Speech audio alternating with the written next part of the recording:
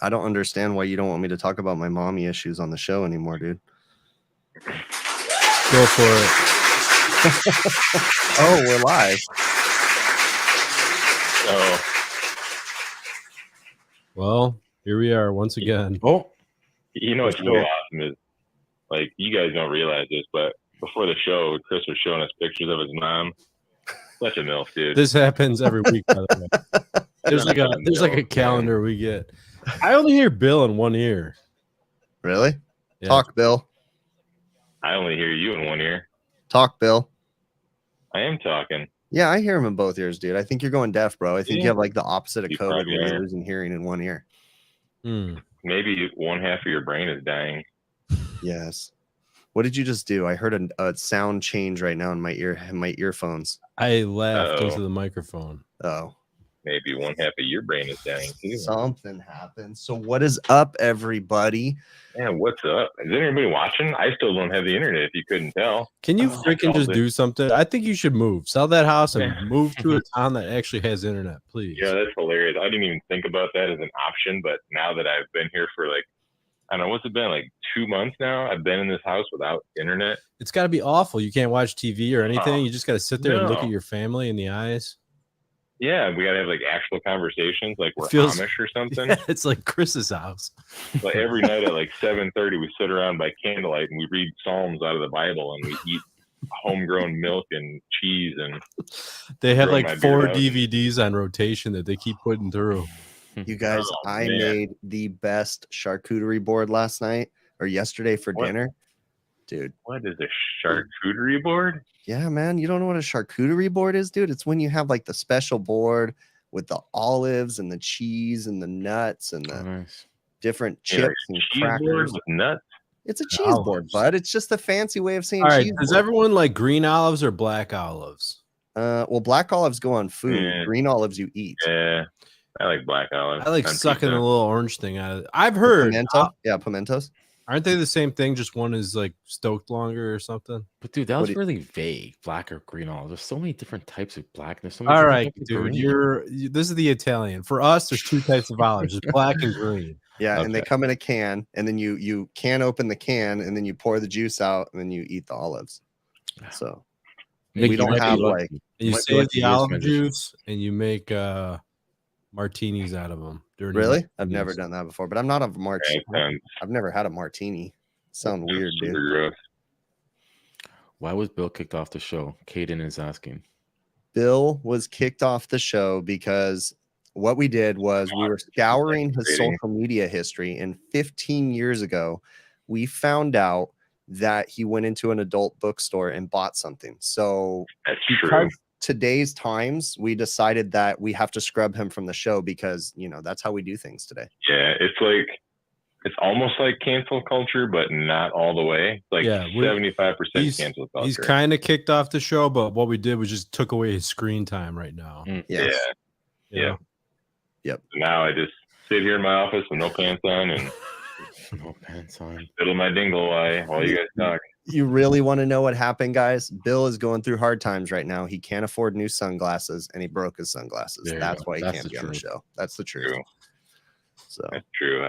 I've been hanging around all the rest areas I can to try to earn money and buy new pairs, but I got all sorts of sores on my mouth too. So it's going to be a while before I can actually show my face on the show once I do get internet. Yeah, Mickey Moo was asking if you're transitioning. That is too like funny. A female? Sorry? Yeah, well, yeah. Or two. A female? Whatever they are. It, her, him. No, I don't need to change into a girl to provide all the loving I can. Okay. Make lots and lots of money with these super special mouth hugs. Christopher Hughes, good to see you from Colorado. I think he's on vacation here. You think like this is good enough within 0.5% of relative humidity and half a? Yes. I don't even know what you're talking about, bro. Yeah, enlighten us. I'm trying to calibrate, which I'm calibrating it to. I don't have my fluke meter. I bought a bunch of those Govee digital hydrometers to put around my house because I want to see how bad everything is now. And then when I start working at it, how close I get everything. Are you starting a project like Chris? I've started a long time ago. I just am way slower than Chris. Oh, wait. The No guy way. over here that is giving me crap because I announced I was doing a project too early before I started it. And then now, wait, you've been doing yours longer than me? Yeah. Funny story. That's So I was talking to a customer like about a week or so ago about something. I'm trying to remember who I was talking to. But anyway, they were asking me my opinion on like what kind of system they should go with and like what they think about ductwork and this and that, blah blah blah. And I'm like, don't ask me. He's like, well, what do you have in your house? I'm like, you don't want to know what I have in my house. He's like, why? I'm like, I have space heaters in different rooms in my house. I'm like, half my ductwork is down in my house. I don't have anything. You know what I'm running in my house right now? I've got those humidifiers that you get from Walgreens. I've got one in my daughter's room and one in my bedroom just to add humidity to my house because it's so freaking dry in here. So Adam, what are you trying to accomplish with these Govee meters? Are you trying to just get an assessment of like the humidity levels in the various rooms of your house, or? No, I just want to see how uncomfortable the you guys house don't is. mind the cat over here that's licking its junk right now on the show. I wish I could see that. Yeah, can you zoom in on him? Can you describe it for me?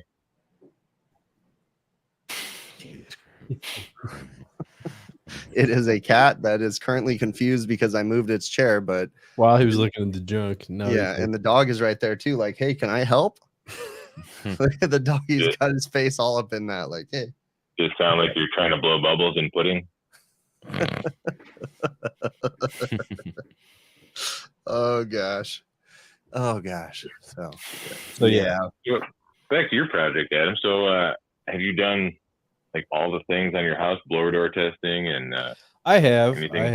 yeah. And I actually Full load started count? doing new ductwork and everything on my house. I was gonna run new ductwork while my existing ductwork was in place, and I was a good, decent way along with running the trunk line, and I was doing it by myself. And the way I'm doing it, or the way I was doing it, I kind of gave up on that because it was a pain in the ass.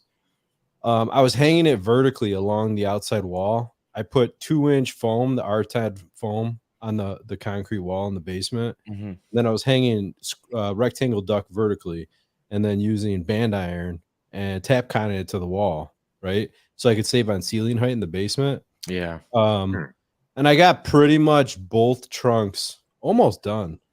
And then I had drain tile installed, and they called me and they're like, hey, you need to take down this ductwork. I'm like, all right, I'll be home in a little bit. No, we could do it. And these guys just freaking mutilated this ductwork. They destroyed it. So I had to start. That's why it's been taking me so long, because I haven't had the heart to start over again. I'm just like, yeah, I can't do it. 2 things in chat. Chris, what's your cat's name? Oh my God, you have to Lexi. think about it. Lexi.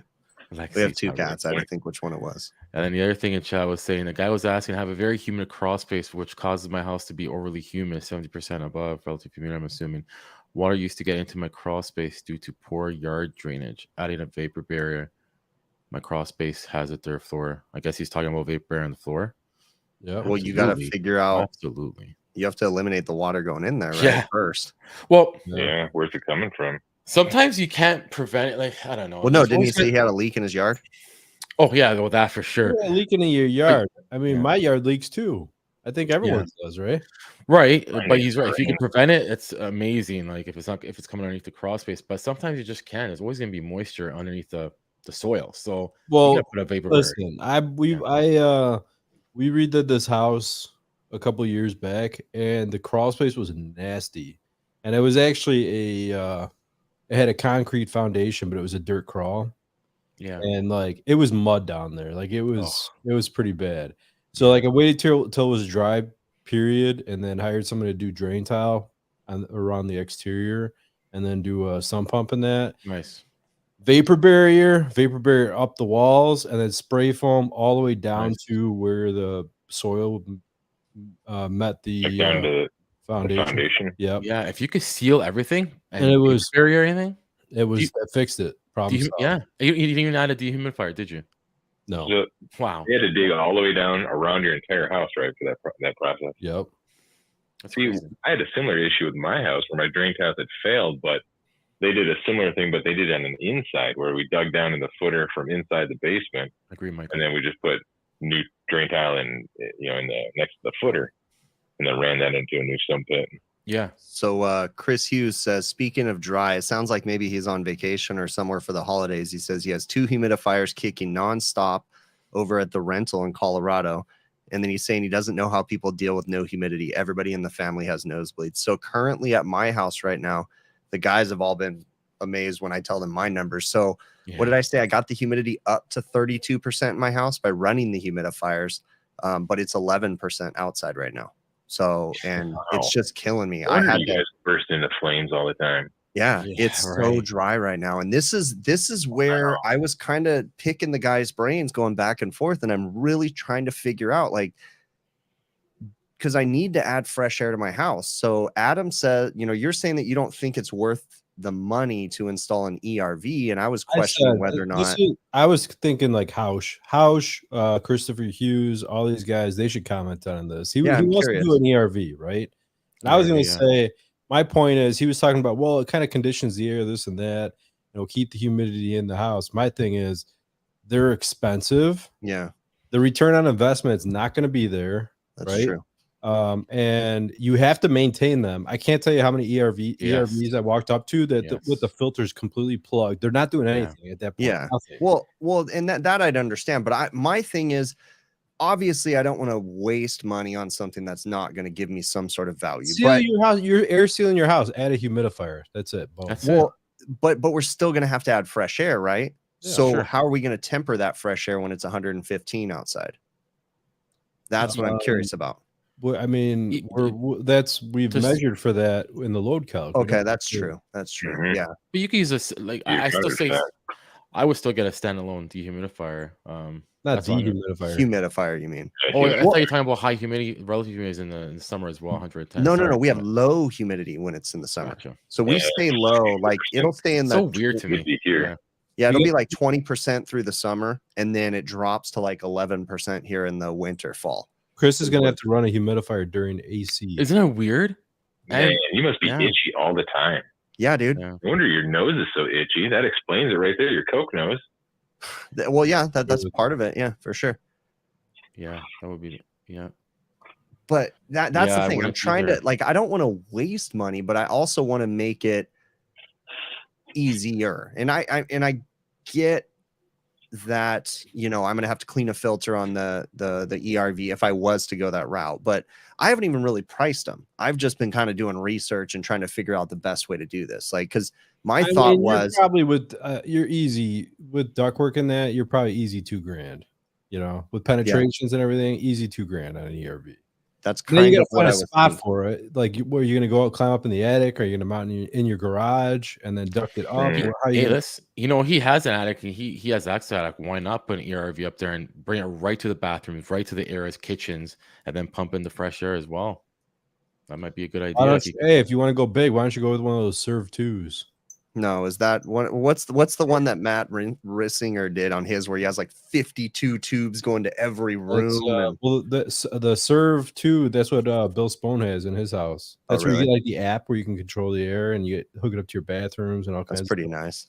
I don't have that kind of money. Yeah, you do. Speaking of that, though, I did. Did you guys do any like Black Friday looking online shopping or anything like that? Did you guys order anything? Nope. TrueTech has the thermal imagers from what's the company? HIC Micro. They have like a deal going on right now, so I picked up a thermal imager. So, whoops, a nicer one.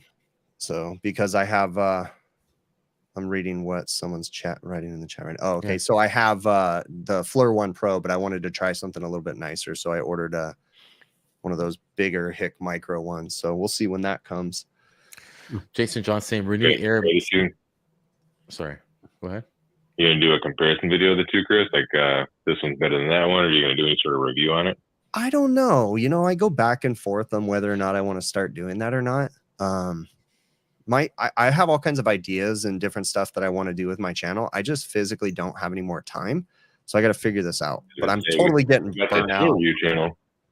I have that too, but the tool review channel, I'd have to like wait for the whole monetization process and build all that stuff back up again. So, because it's just dead. Yeah. He kicked us off that channel, guys. I didn't kick anybody off the channel. I was gonna say, Jason was saying about Renew Air. Yeah. I know Ultra Air did it, and a few other General Air. Not General Air. There was Actually, I remember Jason Johnson telling me a while ago about the Renew Air. He's told me that a few times, I think. I'm gonna try the Ultra Air. Santa Fe unit. I'm gonna try that. It's seems Oh, like you it's talking about the dehumidifier one? Yeah, this Yeah. year I think I'm gonna put one in. I think it makes it's. I'm gonna try it out the system. I think it's gonna be a nice system from what I hear and see. We'll see what happens. See what happens. Yeah. Just throwing money, John Harrell says. No, not just throwing money, but Yeah. I genuinely don't spend that much money. Like the last time I bought a new tool was probably 6 months ago.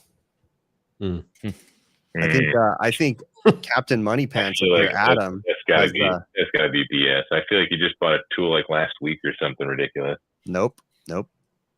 I don't spend as much money as Captain McMoney Pants up there, Adam. No, I only spend money on tools that make me money. What do you think a thermal imager is going to do for me? I just bought I was doing pulling down a vacuum with a couple different core tools, and I had it was a Daikin unit, and they have the 5/16 core tools, and I had one Yellow Jacket and one AccuTools. Okay. And it was cold, and it was a Friday, and I'm pulling the vacuum, and the freaking thing just broke. It broke. The whole tip that you spin to screw it on the Yellow Jacket one, by the way. Yellow Jacket. So I'm in the middle of nowhere. Nobody has 5/16 core tools. That sucked. Yep. So I made it so I have one extra core tool in my thing at all time. Yeah, why not? One spare, Yeah. I have a spare almost every single tool. Except the major ones like tubing benders, things like that. But and reverse benders. Reverse benders. I just take mine and stand on the other side of whatever I'm doing. It's a reverse bender. Oh, sorry. I gotta look at you guys. Okay. Let's preface this here, Dane. Dane, I didn't buy any of those test instruments that I'm using in the video. Those were all loaned to me. I didn't buy all the TEC stuff. What you guys don't see, and I haven't told everybody, I don't know if I've told everybody this, but I have a full setup from TEC and a full setup from RetroTech. I haven't even opened the RetroTech stuff. So that's RetroTech's for the test out. But no, I didn't buy those blower doors and stuff because it doesn't make sense for me to use that stuff because I don't do that in my day-to-day. So I just had them loan them to me. Yeah, because you're only going to use them for this project, right? I mean, who knows? I'm sure I can reach out to them again and be like, hey, I want to use it for this next thing or something like that. Something fun. So yeah, or wait till they get some commercial grade products, and then you can start maybe doing larger things with the restaurants that you have. That's true. I could use them on the commercial side. Jesus Fish over here says that I should donate some of my money to Bill for your internet. I agree. Jesus Fish.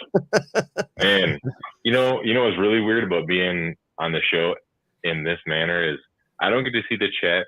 I don't get to see your guys' ugly faces. I don't get to see anything. It's super weird. It's like, this is what Facebook jail must feel like. Yeah.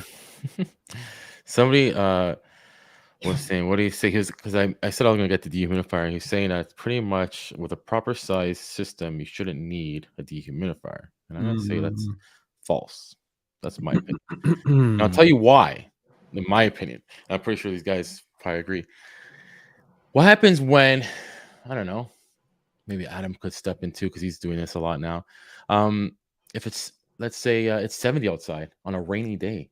Right. And there's no load inside the house. Like a properly sized system is sized for what, 1% of the year, right? Right. And your highest latent load is not on that 1% of the year. It's on more of a mild day.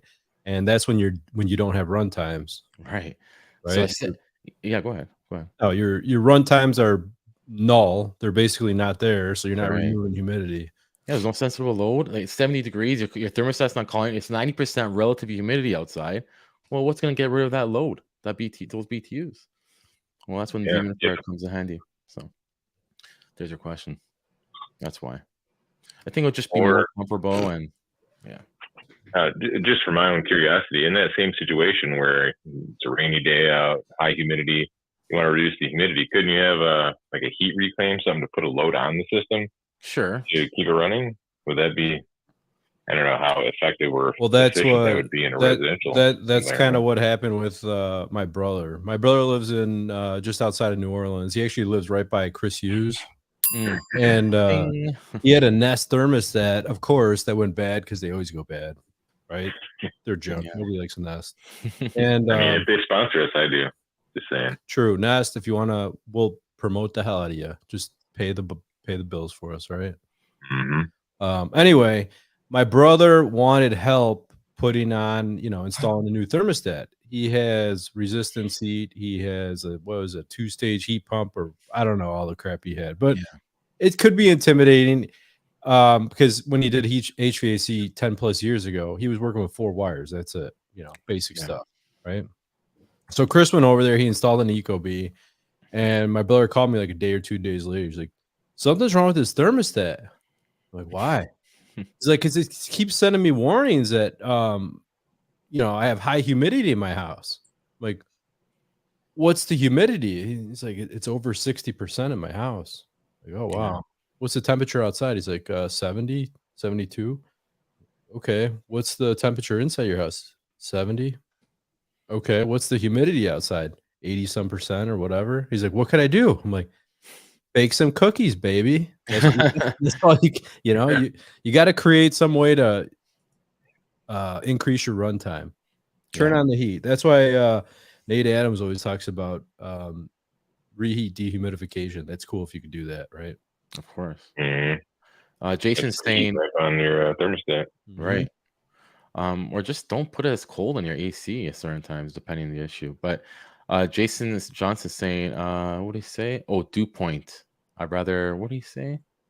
And I was just gonna reference that, and that's where a lot of ERVs, I think, just pretty much focus on, if I'm correct. Maybe now they're changing, obviously, but what are they doing? They're not, like, so many guys think, oh, I'm gonna get an ERV and my humidity issue is gonna be gone. When it really isn't. But it's just pretty much transferring that moisture air So to somewhere my else. little bit of research on the ERVs is most ERV manufacturers, at least the higher end ones where I've read their documentation, they're not saying like this is going to dehumidify your house. They're just saying that it's going to remove a little bit. Like you need a legitimate dehumidifier or a legitimate, like, this is where I'm questioning in my case, humidifier, depending on what you're going to do, and depending on the time of the year. But we should have somebody. We should have like a ERV specialist on to talk to him. We need someone that actually understands all sides and not the salesman from the manufacturer, because that's where I'm struggling with my research. Is the majority of the useful information is on the manufacturer's websites, and I'm like, no, I'm not trusting what they're saying. Like, I want to hear some third-party advice here. I want to see some cartoon pictures. IAQ Josh, I feel like ventilating dehumidifiers are where it's at least in South Florida, and I agree. And I was just like I was saying with the ERVs, like Chris is saying, it's just using that desiccant stuff. It's just transferring your moisture level, your dew. It's playing with your dew points, and that's all it's doing. Yeah. So if you want your relative humidity to go lower in the house, you're gonna have to get another dehumidifier. So I need to talk to someone that's local to me, though, that does like home performance stuff, because I want to know in a dry climate where I'm at if an ERV would truly benefit me. I realize the money. I realize the money's high, but I want to know if it's really going to benefit me to have an ERV, or am I still going to have to add a humidifier? Well, my next thing, though. Okay, that's what I was going to ask. The next thing is I have, what did I like 240 CFMs of duct leakage or something like that, I think, or was it 400? I don't remember. It was high though of duct leakage. I agree. So when I fix that, I'm going to eliminate a good majority of the infiltration that I have, and I may not need or may not have that low of indoor relative humidity when I do that. Yeah, because you're full of hot air, and that really. Definitely. I guess in his case, whatever he's exhausting will come right back into the makeup, right? Because you said you're higher pressure inside, right? Are you talking about me? No, you are right now. He's higher depressurizing his house, right? I'm negative because I've got duct leakage on the supply side, like 200 CFMs in his attic. I'm talking about your moisture level. Sorry, because right now you're higher humidity inside. 32% inside, but that's because I'm running the humidifiers, the little countertop ones. But I was at the 20s. So how are you negative in your pressure in your house, but you have supply leakage out of your supply side? Wouldn't that make your house No, think about this, Bill. I have an indoor return that's in my house. Okay. So as the return air pulls in through the furnace and blows up into the attic, it's leaking out my ducts in the attic, which is 100% connected to outside. So he's just blowing air from inside the house, outside the house. So all the windows and doors are Oh, shut. the I'm envelope. creating a vacuum in my house. So it's pulling that air in through all my cracks and everything. So my house is negative. Yeah. And it's 11% humidity outside. So it's pulling in that 11% air. Now, what it's actually happening to that air is it's hitting my walls and different things like that. I don't know how much it's gaining, but interesting. That's a good. That's So I was just gonna what's say your- it's a big, I guess not argument, but like some people say, just bring a fresh air, duct it in the system. Some people say HRV. I don't know. I was wondering that today. HRV, How you should seal your duct leakage first. Well, yeah, absolutely. That's what they're saying as well. Yeah, Of course, no, I'm just definitely, saying but- in general for fresh air coming in the house. House is saying update the system, fix the ductwork and home leakage, fresh air to return, get a monitor, then figure out if I need more. And I was kind of wondering that too, because like when Adam told me how much it's going to cost for an ERV, I'm like, why don't I just do baby steps here and just focus on the unit, in the system, and then worry about the humidifier later if I decided I needed one. So 11% at what temperature? House is asking what temperature. Today it was in the 60s outside. So 68 or something like that was the temperature outside today. So ouch. Well, if you waited till later to put an HRERV in, like, would you have to undo a bunch of things? That'd be my only concern. No, because I'd install it in my attic, so it's not going to be a big deal. Yeah, so you could take baby steps, and if you And need if I do what Adam's saying and what House is saying and go ahead and install just fresh air from outside, I would do that depending. Well, where am I going to dump the fresh air though? I would dump it into the return, right? Yeah. So I'll run the ductwork for the fresh air back behind my furnace cabinet when I'm doing the install, so it'll be there, and then I can add an ERV if I wanted to after the fact. I honestly don't think I think like, all right, so like right now, I don't think you should go with the ASHRAE 62.2 fresh air. Oh, you mean adding the vent? So you want me to pull a think you Genry should- and just do it, not do it? No, you could do it, but you're gonna do. I think you have a 4-inch duct that's run up there. Yeah. Use a 4-inch duct. Yeah. Come on. You haven't had fresh air for all this time. You're pulling in crap, this and that. I mean, that's what I would do. You have a clay tile roof, right? Yeah. You're really gonna pay somebody to go up there and I mean, if you want to, go for it. Increase the size of it. Do whatever you want. If I was I'm contemplating again. Yeah, I don't want to go any further with that. 'Cause I don't want to spoil the video. Yeah. So. The only other thing you can do is if you wanted more fresh air, is get one of those inline duct boosters for the 4-inch so we can bump it up a little bit. Yeah. Right. But I would still monitor with some. Like I wouldn't I know in my climate, I wouldn't just dump in fresh air all the time. I would still put some kind of monitor on it. We always use HRVs up there. It's the code, it's the what they want. But I would just put some kind of monitor. I don't want that dumping air unless I really need to. You know what I mean? Yeah, you definitely want some sort of in my head. Again, I'm not an expert, but I would definitely want to be able to shut it down. Maybe a CO2 monitor. I don't know if one of us mentioned that. Maybe again, let's change the subject because we're approaching too many of the things that I actually aren't even planning on doing. Well, it's a good discussion, guys. Nobody's gonna remember this. That's true. Not that anybody's gonna watch the video anyways. Brone makes a nice damper though, bro. I mean, I don't know if it's nice, but it actually has like little dials where you could set up the temperature and all that. I was curious. Is there a company out there that makes like not cheesy ones? Like, is there a legitimate company that makes dampers that you can control after the fact that are easy? Like, do they make like Bluetooth ones or anything like that? I don't want one of those stupid Instagram ads where they shut them down at the registers. I don't want that crap. You could have, what are you talking about? Just for fresh air? Well, just being able to adjust dampers. Like, let's say that I want to go in and manually adjust and bring in more fresh air, or and adjust it on the fly if I wanted to. You could do, I mean, what you could do is if you really wanted to, you could use the Honeywell. What is it Okay, called? so you're talking about actually wiring it, putting in a Vision rheostat or something and adjusting it that way. No, you do it at your thermostat, and there's different things you could do it like. You got to get a little tricky with it, but like the what is it called? Vision IQ? I don't know. Yeah, the Vision Pro, whatever.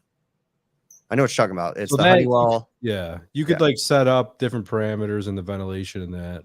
Yeah, I remember it's been a while since I've used the Honeywell, but yeah. It's probably stuff I'll never do. Haven can control it. Yeah. Read that. I don't know where I have that book right now. How was yeah, I was actually looking through it today. This one. Is that the one you're talking about? The Allison Bales one? Yeah. Yeah, I was actually reading through that today. How is it? I didn't even start reading it yet. I got a freaking big stack of books that I bought. So this is the second time I've opened it since I had since I've had it for about a week. And again, the second impression I got when I was searching up the ERVs in the book is it reads just like Dick Ware's book. It's dumbed down to where normal people can understand it. So I like it. You don't got to be a super genius. So what does it say about ERVs? Don't use do them? that. Stupid. No, he just gives you all the information. Just Listen, I agree with I don't know. I like the HRV or HRVs anyways. I think a lot of times you're not going to be needed, especially in the winter time, obviously especially in leaky houses, but it is what it is. And plus, you know what gets me? I think I was telling you guys the other day, I put one in. We don't usually do it. This is in a indoor pool setting, and they want the fresh air coming in to have an HRV, blah, blah. And they're like, hey, by the way, the inspector wants a balancing sticker on it. I'm like saying, first, we don't even put these in our designs. Second of all, as soon as this gets gummed up in like not even less than a year, where's the balance going to be? You know, I just want this room a little bit negative, and that's all. That's what we usually do, and that's it. But it just makes me. I gotta ask a question though, because I don't remember. Chris Hughes is recommending April Air 8126. Is that the thermostat that's the one that's the size of a TV? Oh no, okay. I didn't know the number, and I'm like, wait. At first, I thought it was Randy because I just saw April Air and then a number, but that's funny. There's another. He was saying, how can I bring fresh air in a gym without running high voltage wire everywhere? That's a good question because I do not need much air. They do have. I don't know who makes them. Maybe Adam might know. They do have small, like 50 CFM fans, but I don't know who makes them that bring in fresh air and they're run off like 12 volts, right?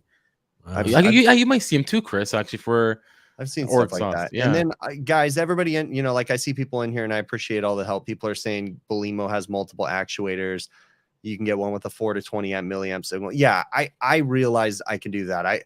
I just didn't know if I wanted to go the whole complex route of wiring in all this fancy stuff. I was just curious if someone made, something that you could adjust, or at least just wire it in and be able to adjust it with your phone. I was just curious about that. So, yeah, and it's funny how you would need a fresh, like, I don't know, even a gym setting, I would just exhaust. I wouldn't even bring fresh air in. Just think about how awesome if you could have a leak-free damper, how easy it would be for someone to come in and balance your system after the fact if they could just pull everything up on a smartphone app and adjust dampers from their phones and then close it down and it's done and set where it needs to be. Like that'd be so cool for the commissioning side. So they do have, I'm trying to remember. Good to see you, Weaver. Good to see all you guys in chat. What were we saying on? What are you looking at for the? I can't remember what it's called. They sell like a Bluetooth or Wi-Fi balance damper. I saw it maybe a year or so ago. I'm trying to find it. I hear you, Michael. I guess you're right, but it's like depends where the room is situated. Like I don't know. It depends. I don't know, and how tight the room is as well. Like, do we really care? I don't know. I guess there's another thing too that Joe. Oh, my Siri's coming up. Can't hear you guys. One sec. Got close this on the way. Said. Say again, Bill. Your pool, Joe. Sorry. So you said you're talking about that pool room, and you mentioned that you wanted to keep it a little bit negative in the pool room. Yeah. Yeah. So why is that? I was thinking about that as you guys were talking. Wouldn't you want to pull chlorine into the house? Right. That's a big one. Yeah. Think about it, Bill. That pool room is an enclosed room with toxic chemicals in it. Yeah. You don't want to fill the house with chlorine gas. I was thinking of this pool room is like on the end of a house, like it is like in the center of the house. Sometimes they're in center, sometimes they're inside, sometimes they're attached. Yeah. In the center of the house, I can understand that. You have to have a negative. A lot of times sometimes we go to jobs and I go check it on. They're complaining. Condominiums too. You look, condominiums, Bill, same thing. Why are we getting so much smell and blah? Especially with the older systems that have that old, inefficient, bring in air, heat it up, and dump it. Well, I guess the one key is you want the negative pressure in that room. You don't want air pushing out, right? Humid, toxins, Yeah, all I that guess shit. yeah, And through the that walls makes as sense. well. You want to be able to control it on its way out. Right. So Mike B says, imagine how many vendors I'd be able to talk to at AHR about my house. But you know what, Mike? I'm really not trying to get all this stuff for free. I'm not trying to go that route because I'm making videos on it. I want to be able to have my honest opinion about everything. So don't get me wrong. If I wasn't presented with the right offer, I'd do something. But right now, no, I'm not getting a bunch of stuff for free. I'm buying my own unit because I want it to be my real opinions on things. So.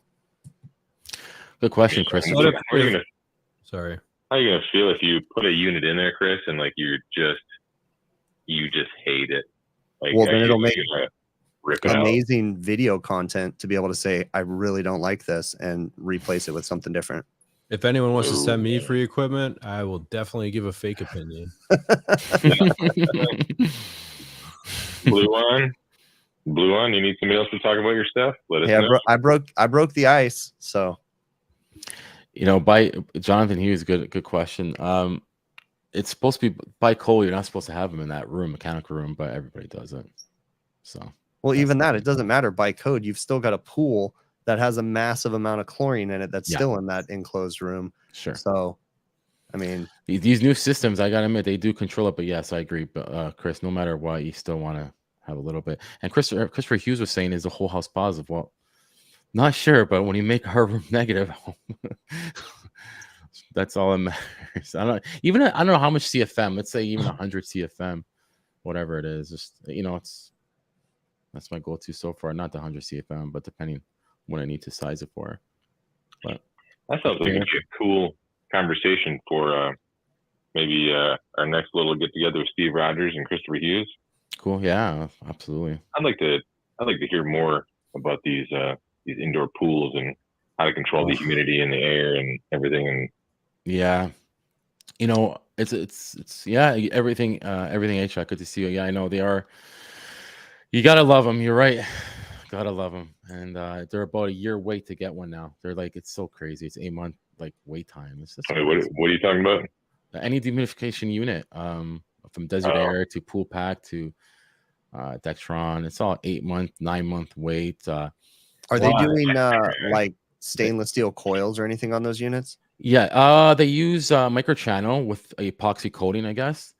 Yeah. The thing how is, the hell do you epoxy coat a microchannel? Like, I've seen it done, but how on earth do you get such a small enough film that you can still get heat transfer? That baffles me, and it doesn't completely not only that, it doesn't clog it. Yeah. And then also, like, how do you get a thick enough film where it's actually going to do anything? Right. Where I'm at, one of the things that's so annoying is they'll coat the microchannel condensers, then they won't do a maintenance in their restaurants. Yeah. So then I go there and it's covered in grease. So you can either use 27 coatings of like a light coil cleaner, or you can do one coating of the blue coil cleaner and then just be like, well, it's no longer coated, And I mean, what do you do when they don't do a maintenance? It's everything. You'd be surprised now how they make them. They're pretty good, actually. The old ones, yes, they always rusted and whatever, but the new ones are pretty good. But of course, again, the room does, and chemicals, like he's saying, everything does play a part. I've had systems that reheat coils, the air from the boiler gaining microchannel, gaining holes in it just because chemicals. Coaxial, the pH levels in water, just killing the coaxial condensers. That's the other thing, guys. I'm gonna put it on the air. The company that made the coaxial condensers went out of business or whatever, so we're not even getting units with the condensers. And we asked them, can we get the units with single wall? Fine, because we want to vent it coaxial. Like, sure. I go, but will you put on paper that if the unit screws up, I'm not liable? No.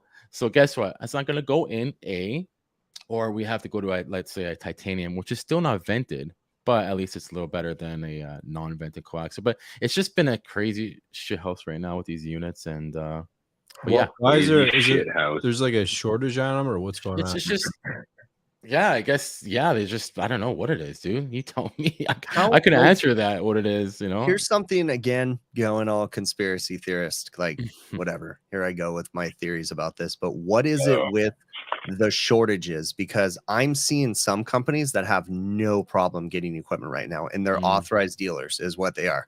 But yet, general public can't get crap. And I'm talking package units to refrigeration units. And it's starting to make me wonder, about where the priorities lie here. Well, we know where they lie, the people that move enough boxes, but it just kind of sucks where that's going. Yeah, those Dectrons were over engineered, and at the time, Mike, they were just kept on adding, just to kind of like fine tune things, and then finally now they're not too bad. Man, I have the newer units. I got to see some Dectrons a couple weeks ago for the very first time in my entire life. Old ones? Or water park. Old ones or new ones? They're newer. Okay. I mean, I think they were. How old were they? I mean, it's only like 7 or 8 years old. Okay. But, okay. What had happened is this indoor water park. They got closed down because a bunch of the equipment failed. A lot of people got sick, so they closed down, went out of business, and it got sold. This dude came in with a crap load of money, bought the place, and he hired our company to go in there and like help him and his team get everything up and running. And he wanted the whole place up and running in like a month. And we went in there and we're like, dude, it's like everything is wrecked. Like this 8-year-old Dectron, there's 2 of these giant Dectron systems. Like they're the size of a bus, and you can walk inside of them, close the doors, turn the light. I mean, they're massive. But looking at these things, you would think they're 30 years old because they're just, everything is just rusted and just worn off. Yeah, of course. I mean, and those are huge units. They massive. Those are nice. I don't know how you'd even, if you even contemplated replacing these, like you'd have to, I swear you'd have to take the roof off the building to replace them. I don't know how else do you do it. Do you see some of the 3-way valves in those things? It's crazy. On some of those huge units. Oh yeah, the 3-way valves. Like one of them is the size of my upper body.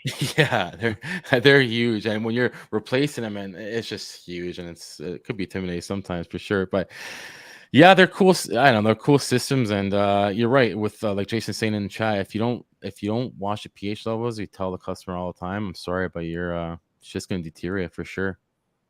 Well, and there's this one panel that I opened up in this Dectron system, and it's it's a door that's 7 foot tall, 5 foot wide, and I open it up, and it's just a bank. There must be 50 contactors, relays, and it's all sorts of different controls that, for the most part, they've all been hacked together, bypassed, wires just yeah. And the guy's like, "Yeah, you think we can get this going like in a month?" I'm like, "No, like it would take a team of guys a year to get this thing up and running." Like one of the Dectron systems is completely flat. Nobody knows where the refrigerant went. Yeah, that's the thing. Our next start. It's especially some of those units there's so many condensers. They're so big. Where do you start? Old refrigerant, like you just. So how'd you guys leave that job, Bill? No, we haven't lost it yet. So you're still working on it? Yeah, I don't go over there much, but we got a couple guys that are basically stationed over there 5 days a week for the most part. But the thing is the guy who bought the place, I don't think he had anybody give him an educated estimate on what it's going to cost to get this up and running. So he's starting to get the bills that we're sending him of like all this stuff. And like, if you want to do this is the next thing we got to do. Like it's got so one of the things, just for example, it's got this thing called a lazy river inside this water park. And it's got these motors that move water that are the size of a Ford Fiesta. They're just massive. And the entire bodies of these things are just rusted out. Like they're gone. Yep. And he's like, "Can't you just rebuild those?" I'm like, "No, you can't rebuild them. The body's gone." You know what I mean? Yeah, that guy's clearly in deep, way over his head. 100%. Because like then I bet you he hasn't even gotten the officials involved, because if he's going to let people in that place, it's going to have all kinds of certifications and safety crap done and inspections and And this is the same place that had I think there's 3 or 4 boilers that they had on the roof. And when the place was shut down, apparently nobody drained the boilers. So everything froze, split the boilers, piping, everything's shot on the roof. So it needs all new boilers that, he wants them installed down below inside the building itself too. And I mean, that's another round of permits. You're talking design changes. You know, like, on the flip yeah. side, your question shouldn't be whether or not this guy is not liking your bills. Your guys' question should be, how's this guy going to pay your bills? When because he's starting to get some bills stacking up. Unless he's on top of things, man, that's going to get pretty sticky pretty quick. Yeah, it should be on a like we'll do some work for a week and then you pay it and then you you got to do something like that, especially in these times right now. Yeah, exactly. What did you guys do for Thanksgiving? You guys like have any crazy family traditions you guys do? No. I had my dad, my stepmom, my aunt over yesterday. We smoked a turkey. It was pretty good. Yeah, I ate too much. I think I gained 5 pounds. And then today, my mom and my other aunt came over, and we smoked a turkey again. They're all yelling at each other. It was like an awesome 2 Thanksgivings. Yeah, so I'm extra fat today. And I was thinking about that we have like a pumpkin pie cheesecake in the refrigerator. I'm like, I just want to press pause right now and go grab a slice of that. Dude, I did it. My wife made me carrot cake, and I just had a slice before the show myself because I'm a fatty over here. You guys are so fat. I want a cake now. Dude, carrot cake is the ultimate cake ever, by the way. That's 100% we have agree. so listen to this. Yesterday, my aunt brought over limoncello cake. Ooh, that actually sounds good. Nice. Bro. And then my father-in-law brought over a huge like apple pie. I didn't even know they made apple pies this big from Costco or whatever. It's freaking huge. It's like bigger than a semi-tire. Yeah. So he brought that over, and then what else? We had one other dessert yesterday. It was 3. I'm trying to remember the third one. Oh, the pumpkin cheesecake. And then today, my mom brings over all these cupcakes. So we have so much freaking dessert. It's out of control. I can't take it. But yeah. We have 1 pie. That's all we got, 1 pie. What do you guys more? Do you only do turkey, Adam, or do you do ham too? This year it's funny because I smoked 2 separate turkeys 2 days in a row. But yeah, this year only turkey. We've done ham in the past, but yeah. What about you, Bill? We actually did chicken this year. Interesting. Chicken. Yeah. Well, I mean, honestly, for the last couple years, I've done non-traditional and done like crab boils. So, I mean, it's all about changing things up. But last minute, I always do a ham around this time. I typically don't like to do it on Thanksgiving though. But I don't even like the ham is okay. But my favorite thing with the ham is to take the ham bone and make ham and bean soup. That's my favorite with like white northern beans and just let it simmer for a day. I like that is like tradition. It's just like split. What did you do this year then, Chris? That's what I'm doing. I cooked a ham. So okay. So I'm gonna actually probably start working on that tomorrow. I gotta soak the beans tonight, and then ham is like so good when you cook it. You go like you eat it hot, you eat it cold, you have it for freaking 3 days straight. Yeah. Oh, I eat it cold. One thing I will say. Sorry, Bill. Go ahead. I was gonna say the spiral hams, man. I'd eat those just nonstop till I died. Yep, that's what we got as a spiral ham. And then what I do, because I make ham and bean soup with it, I don't put the glaze on it. So I pull off a bunch of ham steaks from the spiral, put them on a plate. That's what we have at dinner. I put a glaze on that, but I don't glaze the ham bone because I'm going to use that for ham and bean soup, and you don't want it to be sweet. So what did you do for Thanksgiving, Joe? All by yourself? Just had a turkey. I went over family and just had a turkey pretty much. Wait, did you guys actually do something for American Thanksgiving? Yeah. Were you guys thankful for your neighbors? Did you really? Yeah, we did. Oh, so you guys celebrate your fake Canadian one and your American one? Oh, no, American. No, sorry. No. Oh, well, that's what we're asking. When was your Thanksgiving? Back in July? October, not July. Nice try. He celebrates Thanksgiving when we celebrate Halloween.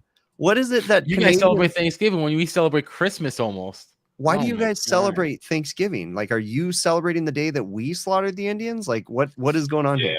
I think we just want to copy you guys, or we're happy people. Just want to make a day. Like we freed it up. We're like, here you go. You guys can have this part.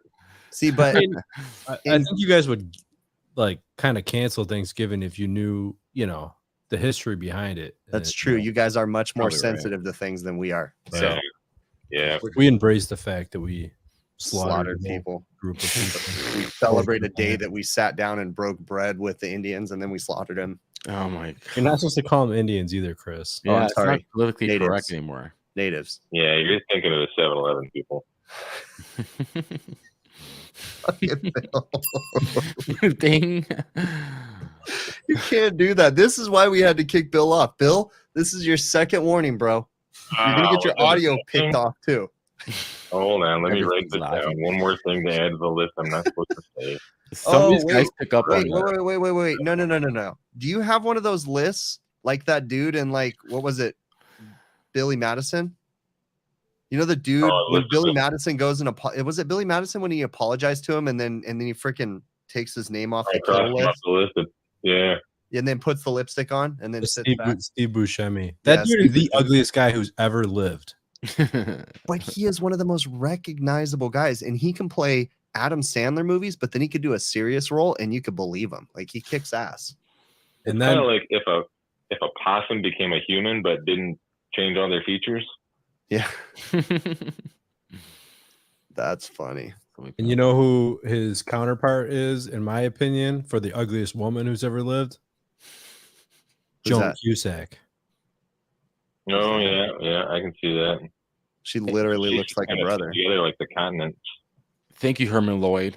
Indigenous is a politically correct term for Indians, Bill. Okay, see, I'm very sensitive to new stuff, so I'm learning. We're gonna get in trouble from Joan Cusack's and Steve Buscemi. Yeah, people are gonna call This is her. What are you doing? I'm not even gonna react to what you're doing on the screen right now. Me? I'm from California and I'm very sensitive to nice stuff. Joan Cusack? No. She's not from California. Demonetized. Demonetized. That would imply that we actually make money from this. But if you think about it, Joan Cusack and Steve Buscemi, they almost look like they're related. Oh, I don't know about that. No, I mean, they're not related, but they're very similarly ugly. The weirdest moment was in the horrible but great corny movie Con Air when Steve Buscemi he plays like a creepy dude. Oh, yeah, and he's standing in a swimming pool with like a little 6-year-old, and you're just like, please don't ruin this movie for me. You know, like because where it was going, you're like, no. This is an action movie, and that was his creepiest character he's ever played. Was that one? That is true. Hey, you know. Speaking of pedophiles, let me get this off my chest right now. So speaking of pedophiles, I didn't come up with this, but I saw this comedian on TikTok, and he had the best explanation. And I'm paraphrasing here, but he's like, "You guys realize we all almost became pedophiles? Like, aren't you glad we're not pedophiles?" And he goes on to say, like, remember when you're like 8 years old and you're like, "Oh yeah, I like that girl. I'm an 8-year-old. She's an 8-year-old. I like that girl. I also like grape juice." And then I grow up and now I like wine, but I also like grape juice still. I was this close to becoming a pedophile. Like, oh my god. Phil, what the hell do you watch? Yeah, I don't know what I watch, but it has a lot of influence on me. We can tell. Sounds very correct, right? Yeah. Speaking of pedophiles, I talked to Rick from HVACR. You're not supposed to put that in the same sentence. You're supposed to put a period. This is why you're getting kicked off the show, dude. Don't be mean to my friend Rick. Yeah. You talking to him the other day about Turkey Day and okay, cool. A great holiday. So Rick, if you're watching, sorry I compared you to a pedophile, but hi. You're doing well. Yeah. Here, I'll give you one more. What are we watching, Adam? Okay, what do we got here? Yeah, pumpkin pie is awesome. What do you think about this guy, Joe? Which guy? Steve Buscemi. That's Steve Buscemi. That's right. Well, like Clive said, the ugliest actors get the most business, right? A lot for of times. sure. What's up, Clive? Man, I miss Clive. I mean, he's so ugly. He's like funny. Yeah. Look at that face. Makes you want to be friends with him. You know? Yeah. He used to be a firefighter before he became an actor. Makes really? sense. And he actually didn't he go to New York? I believe so, yeah. Him and someone else did that too. Oh yeah, during 9/11, right? Yeah, during 9/11, there was I don't think it was Steve Buscemi though, was it? There was someone else that actually I think it was Steve Buscemi. Was it? Maybe Someone went down there and Maybe just volunteered and just rode with the firefighters. yeah. Rick's message. Hey, Rick. Thanks, Bill. I always appreciate being brought into a conversation where you're talking about pedophile. Anytime, Rick. Anytime. You need an introduction to some strangers, I will introduce you. There you go. This is my friend Rick. He is not a pedophile, as I may have said sometime before on our show. Oh my God, poor Mike B. Mike B says he needs less makeup for the weird roles, saves the studio money. Yeah. Chuck and Larry. That's funny. There was a bunch of good movies. Do you guys remember when the Adam Sandler comedy albums first came out? Did you guys buy like comedy CDs when they first, like before the internet and crap? No. You guys remember that? No. I used to. Yeah. So they used to play Adam Sandler on our local radio station, K-Rock.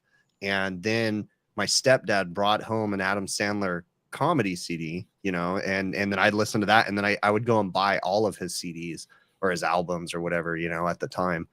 It's just so funny to think about. Some of it's music too, right? Yeah, some of it's music and it's stupid, silly songs. Happy Hanukkah song. Piece of shit car. That was the first Adam Sandler thing I ever heard was piece of shit car. Toll Booth Willie. Oh God. Or what about the gym teacher at the school? What? There's one with the gym teacher at the school. Hello, students, and yeah, it's all creepy, and he talks about the girls' locker room. And see, in my world, we had Jeff Foxworthy's Christmas, Cletus P. Judd, the lunch lady. Everybody remembers that. See, yep, Hanukkah song. Fun fact: some of Steve Buscemi's family members work for Johnstone out here in New York. Oh wow, that's interesting. It is crazy. I never got into Weird Al Yankovic, Jason Johnson. Never. Oh, there's a new movie out about his life. Yeah, I watched about maybe like half an hour of it, and I kind of got bored. Oh, it looks super cool. I've seen a trailer. It had Jack Black in it, like a bunch of other super cool cameos. I didn't get to any of those cameos yet. I'm gonna continue watching it, but I just kind of got bored and turned it off. So, how about Borat? I can't remember the other famous guy that was. The trailer I saw was snap! You guys hear that? Rick was a DJ, right? He used to DJ a lot, and he said he was at a wedding once, and somebody asked him to play one of the Adam Sandler songs. So he did, and next thing you know, it auto played the shampoo bottle up his butt. It was from his comedy album. Oh no! Because nice. I just realized when I Googled Steve Buscemi, there's something called Buscemi eyes, and there's like this Photoshop thing where people Photoshop all different celebrities' pictures, and they take Steve Buscemi's eyes and put them on different people. Oh man, he's got dead eyes.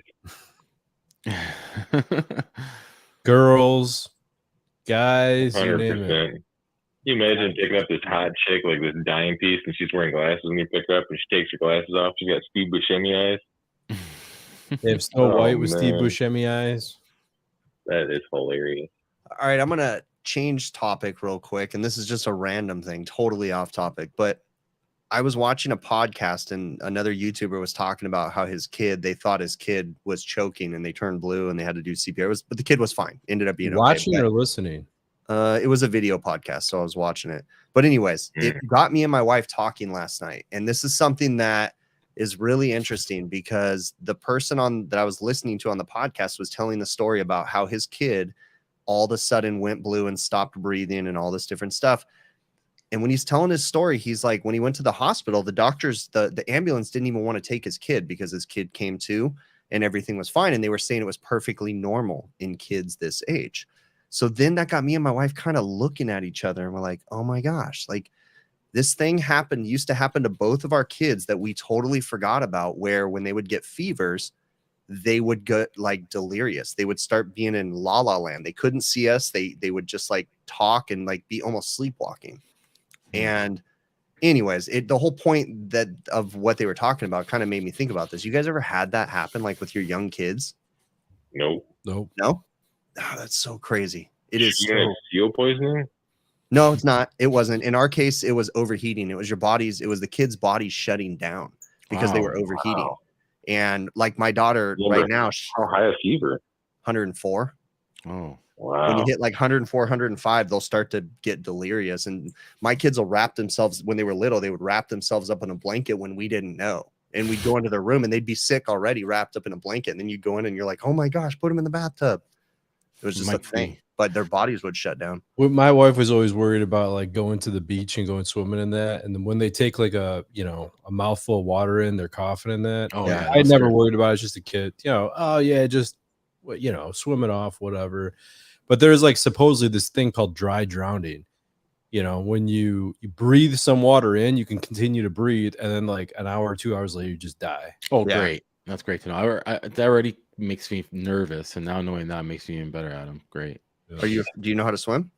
Yeah, but like, if I'm with family, whatever, and someone's choking, I get so paranoid, man. But you know what? The thing about mouth to mouth, Joe. The thing about that stuff, like that stuff. When my kids were little, I would worry, when they were babies, because it was preached to you about this SID stuff where they die in the crib and all this weird crap, right? So once you got past a phase where they got to like 5 or 6 years old, we were like, we're good, like we felt more comfortable. And then they started having these like seizure things or whatever where they would overheat, but it even though that stuff happened, and I'm getting back to what you were talking about with you, Joe, I learned to just stop being afraid of everything. Like, shit happens. Your bodies are meant to overcome a lot of stuff, and also if you worry about everything, then you never do anything in your life, and it's like, you just got to deal with it when it comes. So if you're going to be afraid to die, don't be afraid to live. Truth. But question is, Joe, can you actually swim? I'm all right. Like, I'm not going to say I could do like laps and not feel so tired. My technique is probably not the greatest, so I'll get tired quicker. If I drop you in a pool drunk, are you going to drown? No. And what style swimming are you gonna do? Doggy style? Doggy paddle. Not doggy style. It's called doggy paddle. You see in the chat. Doggy style. That's for the after. Wait a minute. We totally missed this. Bill, did you say you don't know how to swim? Nope, not at all. Like, would you die if I dropped you in a pool sober? Okay. Do this doggy style. What? Joe's doing doggy style on the lake, everyone. Like, what the hell? What are you doing over here? What kind of swimming pool was this at, Joe? I don't know what you guys do in Canada, but I'm over here making fun of Bill because he doesn't know how to swim, and you guys are having a whole nother conversation. First, you got to put your life vest on, and then you got to get behind the pool and grab a tip. Right. Do the doggy style. Imagine. Oh my god. What do you mean? Missionary position. That's a backstroke. Oh my god. When I do it. Oh god. Doggy style with the moose poison lake. But I would totally drown. I don't know how to swim at all. Oh my gosh, wow. dude. What is wrong with you, bro?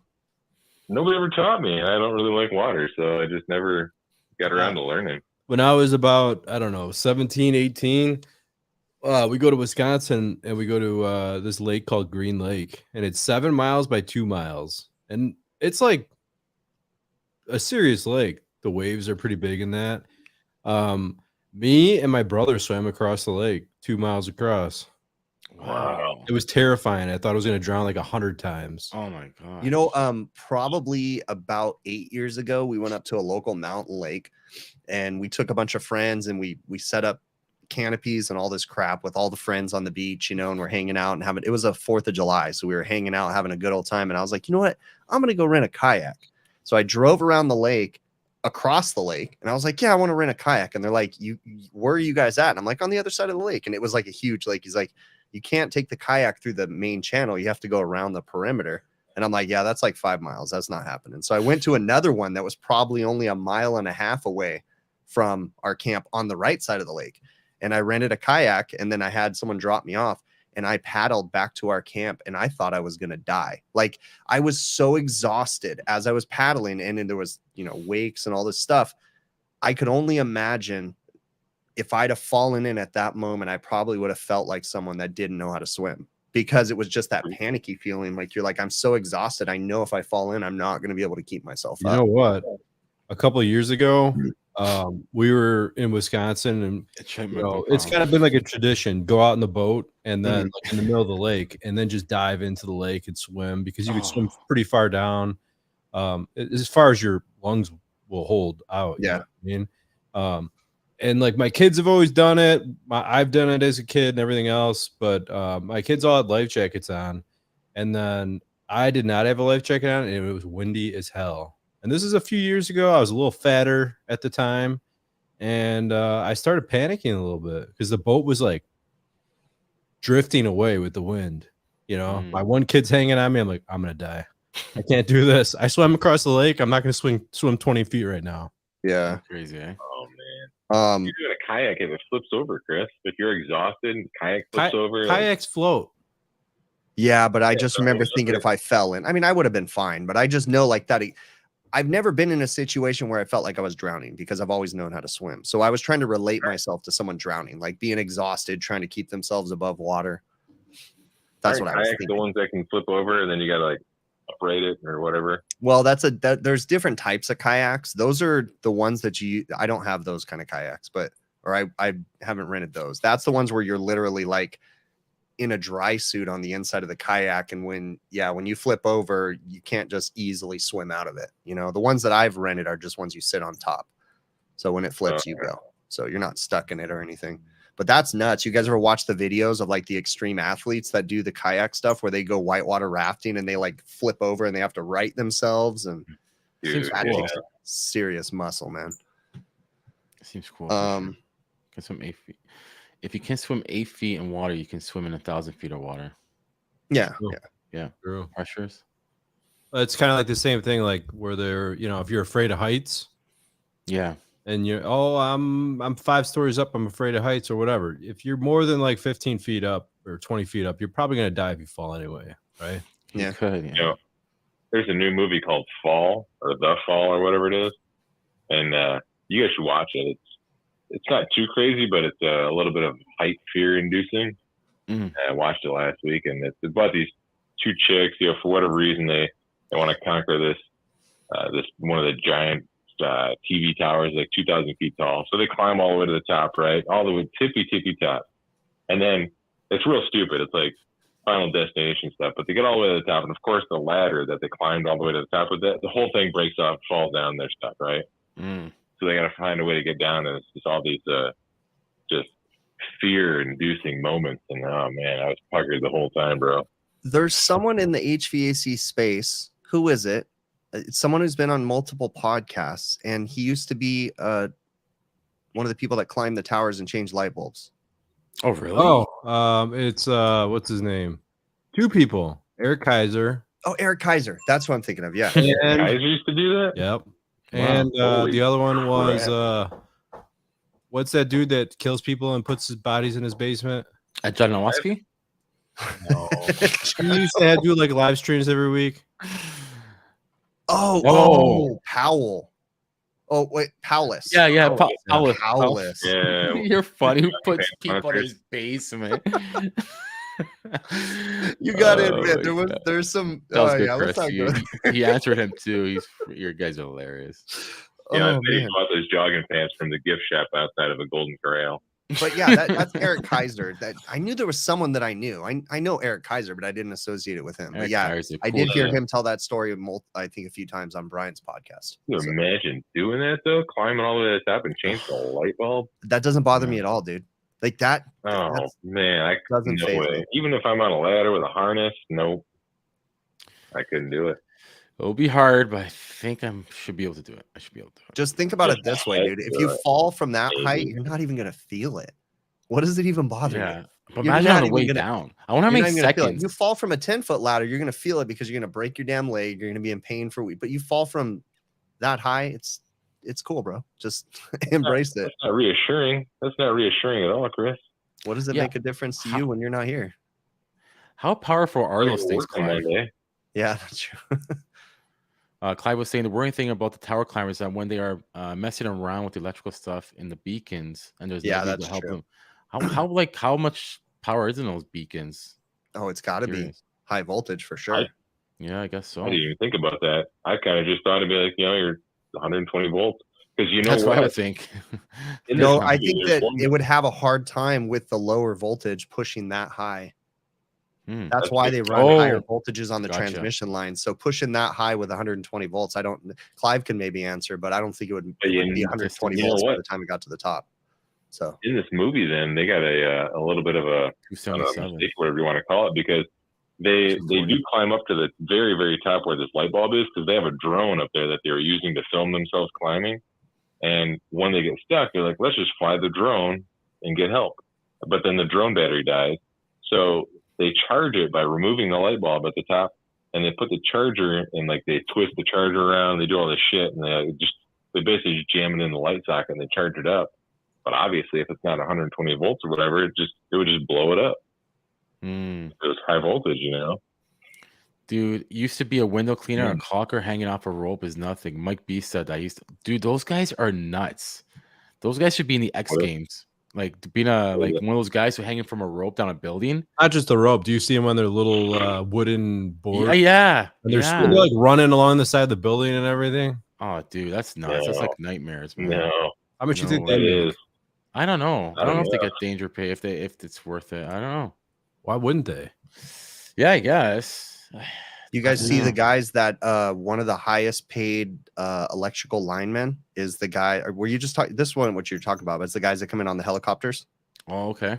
Have you seen that? Where they come in on the helicopters and they have to clip in, and they're standing on the high voltage lines. They're just standing there doing what they have to do because they're not grounded. So yeah. Well, do you ever notice like whenever on those videos, whenever they're like approaching the line, he has to ground the helicopter. Yeah, he like grounds it to the line or whatever. Or and you see like an arc or whatever. Yeah, as he's approaching. It's not grounding it, but it's bonding it. You bond the helicopter to the power line or whatever that is. You need to be a damn good pilot to. Oh yeah. Off, you know? They say those pilots make a crap ton of money. Those guys are nuts. Is it they have to fly them in because there's no ground access, or what's the deal? Yeah, you're in remote areas. It's just most convenient. Yeah. But did you see too that now and they used to have helicopters that in my area they would contract to special helicopters that would go up with high powered water jets and they would clean the insulators on those lines with high powered water from a helicopter. But now they're doing it with drones. They're having drones. They just contracted to a huge company, I think that's somewhere out here to go and inspect all the lines. But yeah, they're starting to do all that stuff with drones now. That's what I'm thinking about the window washing, Clive. I was going to tell Adam that, like, I don't think it's that much because there's probably so many guys that just don't give a shit. There's no skill involved. Don't give a shit about the heights and just going to want to do it. There's a high demand and people just not pay, like, want to get paid that much. I don't know. That's what we think anyways. I don't know. You got to be built different to do that. Like climbing down that rope in your little wooden stool. It's just barely holding together, and you don't feel those feelings. I worked on a job where we were doing something 15 floors up on one of those old metal fire escapes. Yeah, I was a little scared.